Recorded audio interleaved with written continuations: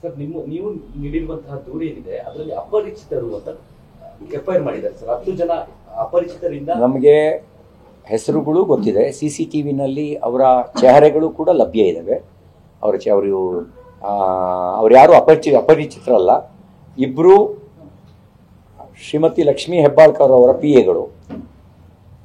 ಬಹುತೇಕ ಜನ ಮುಸ್ಲಿಮರಿದ್ದಾರೆ. ನಾವು ಸ್ಥಳೀಯರಿಂದ ವಿಡಿಯೋವನ್ನು ಕಾರ್ಯಕರ್ತರಿಂದ ಯಾರ್ಯಾರು ಅಂತ ಹೆಸರನ್ನ ಕಲೆಕ್ಟ್ ಮಾಡಿಸಿದ್ದೀವಿ, ಅಡ್ರೆಸ್ನು ಕಲೆಕ್ಟ್ ಮಾಡಿಸಿದ್ದೀವಿ. ನಮ್ಮ ವಕೀಲರು ಅದಕ್ಕೆ ಸಂಬಂಧಪಟ್ಟಂತೆ ವಿಜುವಲ್ಸ್ ಜೊತೆಗೆ ಹೆಸರುಗಳನ್ನು ಕೂಡ ಪೊಲೀಸ್ ಕಮಿಷನರಿಗೆ ಕೊಡ್ತಾರೆ. ಏಕೆಂದರೆ ಅವ್ರು ಯಾರು ಅಪರಿಚಿತರಲ್ಲ. ಒಂದು. ಎರಡನೇದು, ವಿಧಾನ ಪರಿಷತ್ನಲ್ಲಿ ನನಗೆ ಧಮಕಿ ಹಾಕಿದ್ದು ಶ್ರೀಮತಿ ಲಕ್ಷ್ಮೀ ಹೆಬ್ಬಾಳ್ಕರ್, ನೀವು ಕೂಡ ತೋರಿಸಿದಿರಿ ಎಲ್ಲದನ್ನು.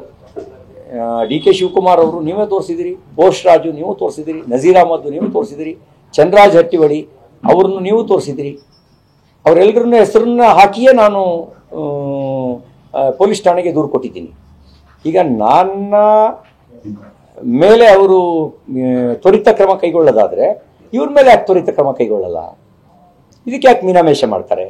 ಆಳುವ ಪಕ್ಷದವರು ಒಂದು ಭಯನ? ಆಳುವ ಪಕ್ಷದವ್ರಿಗೆ ಒಂದು ಸಂವಿಧಾನ ಈ ದೇಶದಲ್ಲಿ ಇದೆಯಾ? ಆಳುವ ಪಕ್ಷಕ್ಕಿರೋದು ಅಂಬೇಡ್ಕರ್ ಕೊಟ್ಟ ಸಂವಿಧಾನ, ವಿರೋಧ ಪಕ್ಷಕ್ಕಿರೋದು ಅಂಬೇಡ್ಕರ್ ಕೊಟ್ಟ ಸಂವಿಧಾನ. ಕಾಂಗ್ರೆಸ್ಸು ಕೆಲವು ಮಂತ್ರಿಗಳು ತುರ್ತು ಪರಿಸ್ಥಿತಿಯ ಮನಸ್ಥಿತಿಯಿಂದ ಹೊರಗೆ ಬರಬೇಕು. ತುರ್ತು ಪರಿಸ್ಥಿತಿಯನ್ನೇ ಎದುರಿಸಿ ಪ್ರಜಾಪ್ರಭುತ್ವವನ್ನು ಗೆಲ್ಲಿಸಿದ ಸಂಘಟನೆಗೆ ಸೇರಿದವನು ನಾನು. ಹಾಗಾಗಿ ಆ ಮನಸ್ಥಿತಿಯಿಂದ ಹೊರಗೆ ಬರಬೇಕು ಅವರು.